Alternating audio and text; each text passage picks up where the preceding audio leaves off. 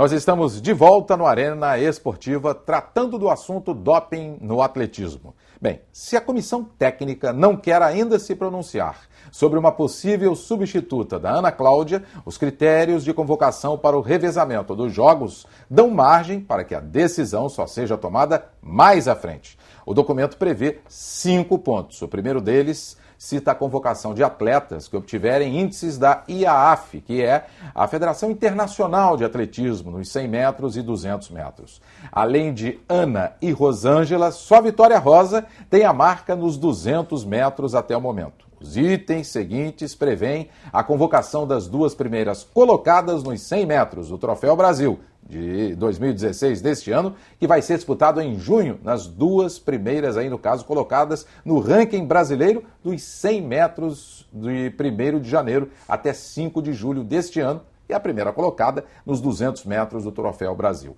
A listagem dos critérios termina com a observação de que, caso haja repetição de nomes das atletas, vão ser chamadas as subsequentes nos 100 metros e também no Troféu Brasil. Quer dizer, Lanceta, tudo já é previsto dentro da legislação, dentro das normas. Nesse caso da Ana Cláudia, se realmente ela não vier a disputar os Jogos Olímpicos, já vai se saber quem estará representando o Brasil no lugar dela.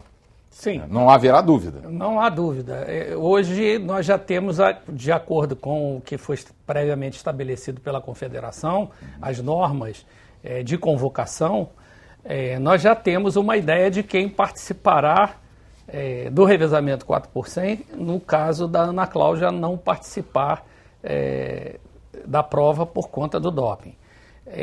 Mas a gente lamenta, eu disse anteriormente a você, que o fato dela não participar, o Brasil nunca teve 2 atletas correndo à base de 11 e 10. Esse tempo, né? E hoje nós temos a Ana Cláudia e temos a Rosângela. O fato da não participação da Ana Cláudia nos deixa muito pensativos e aterrorizados, porque seria a chance de nós conquistarmos não só uma medalha no revezamento 4%, e de figurar na final desta prova, né? Porque as outras meninas, você tem a Vitória, mas depois você tem a Franciela, a Vitória, e as outras estão muito aquém, estão com 11,80, 11,90, o que fica muito distante, porque nas provas de 100 metros, 1/100º decide a prova. Com certeza. E quando você tem muitos centésimos distantes, a dificuldade é muito grande para que você consiga uma classificação para a prova final, tanto na prova individual como na prova de revezamento. Deputado Julianelli, o senhor veja como um caso desse mexe com toda a estrutura de uma modalidade, da possibilidade até mesmo do país conquistar mais medalhas nessa modalidade que é o atletismo, que é a principal modalidade de uma Olimpíada. Sim, e afeta também os demais esportistas das outras modalidades, que com certeza eu entendo que deve formar um grupo, né? Que sofre com o sofrimento do outro. Claro. Eu entendo que o país todo é prejudicado no todo, né? No todo da sua equipe. É verdade. Bem, a mulher mais rápida do Brasil, Ana Cláudia Lemos, vai ficar sem receber o Bolsa Pod do governo federal, né, o Bolsa Atleta, até que o processo de doping se encerre.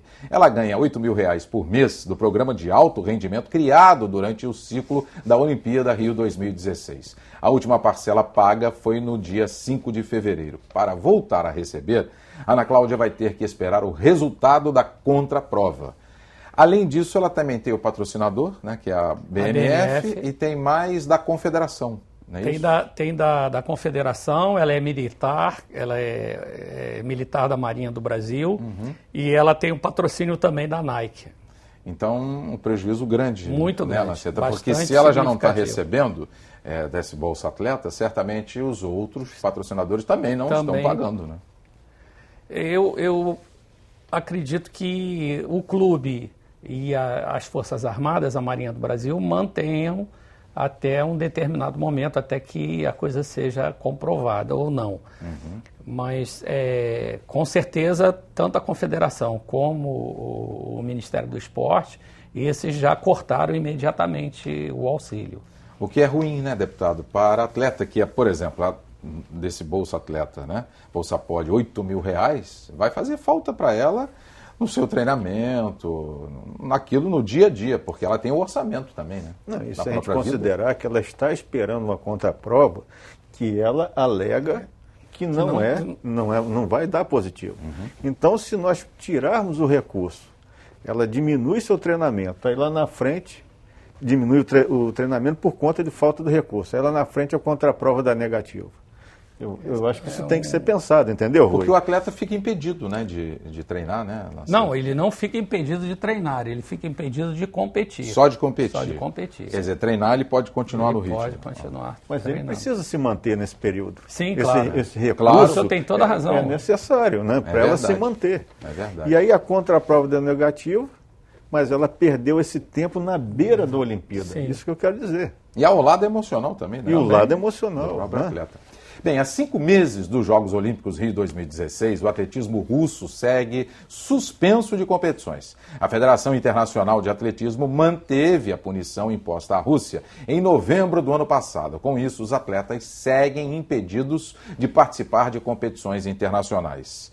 Em maio é que vai se decidir se os atletas russos vão ser readmitidos nas competições fora do país. Países como Etiópia, Marrocos, Quênia, Ucrânia e Belarus estão em situação crítica e precisam fazer melhorias nos programas antidoping. Por enquanto, estão descartadas sanções a esses países.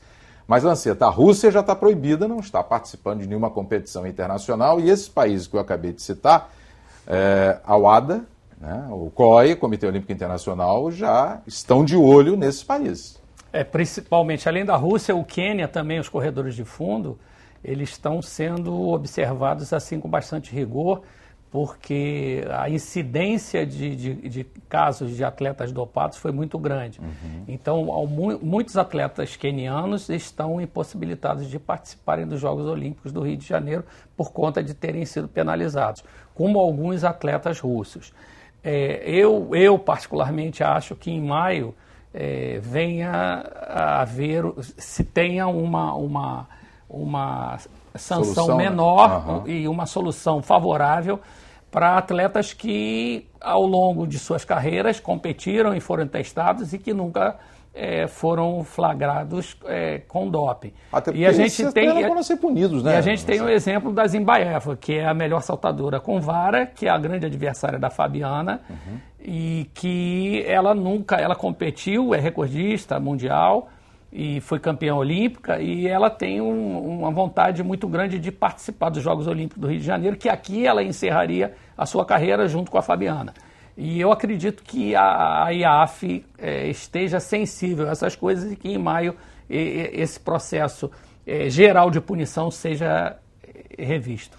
Deputado, segundo as agências internacionais, né, as notícias que vêm do exterior aqui para o país, o governo russo estaria por trás, dando cobertura a esse caso de doping. No caso, não é o governo, não é o presidente Putin, não é? E sim o Ministério do Esporte. Isso também é alvo de investigação na própria Rússia, em função desse caso polêmico e muito sério que aconteceu no atletismo da Rússia, que está impedido de participar de competições internacionais. Isso é interessante, né? O esporte hoje, de alta performance, ele serve para, além de vender muito em equipamentos, tênis, materiais esportivos, ele serve também para mostrar um projeto de país, né? Um país que dá certo num esporte. Então é usado politicamente. Então eu entendo que isso aí levou a determinadas pessoas que não têm os critérios olímpicos a usarem de artifícios para atingir esses objetivos. E lembrando, deputado, que a Rússia é a próxima organizadora do Mundial de Futebol em 2018. Isso certamente mancha um país que venha a organizar uma competição tão grande como é uma Copa do Mundo. Agora em 18, quer dizer, estamos há 2 anos aí da Copa. Isso é ruim para a imagem do próprio país. Sim. Todos esses casos de doping mancham o esporte no mundo todo, principalmente naquele país onde acontece, mas é ruim para o esporte em todo o mundo. Nós queremos, né, professor, as competições claras, limpas, né, Sem que dúvida. vençam melhor. Esse é o espírito olímpico. Então precisamos manter esses critérios firmes no sentido de coibir essas ações que vão existir sempre. E cabem às autoridades esportivas, olímpicas, evitar que isso aí predomine. Com certeza. Já que o assunto é doping, o Brasil está diante de um grande problema. A Autoridade Brasileira de Controle de Doping, a ABCD, quer que o Brasil tenha um tribunal específico para julgar os casos. Os presidentes dos tribunais desportivos não aceitam.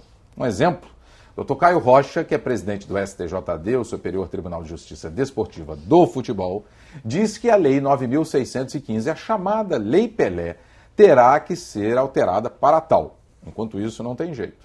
Mas a WADA, que é a Agência Mundial de Controle de Doping, pressiona o governo brasileiro para a mudança da legislação.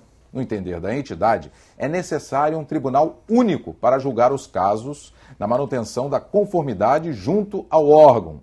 Se isso não for feito, o Laboratório Brasileiro de Controle de Dopagem vai ficar impedido de realizar testes de controle durante os Jogos Olímpicos Rio 2016. Essa é uma área do amigo, que é a área do legislativo. Não é do âmbito estadual, mas é do âmbito federal. Mas é a sua área. Para que isso seja aceito, a nossa lei, quer dizer, a Lei Pelé, a Lei 9.615, precisa ser alterada. E eu tenho mantido contato com os presidentes de tribunais, futebol, vôlei, basquete, enfim, da área esportiva, e eles não aceitam por causa da lei. Porque os tribunais são independentes, né, são ligados às federações e confederações, mas são independentes, né?